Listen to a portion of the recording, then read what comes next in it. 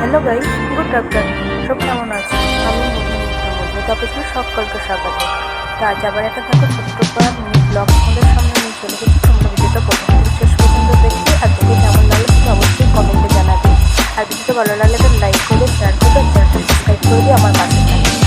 তো দেখো সারাদিন কাজকর্মর পর একটু নিজেকে কাজের করতে কিছু করা হয় না, নিজেকে রেস্ট নেওয়া বা নিজেকে সাজিয়ে গুছিয়ে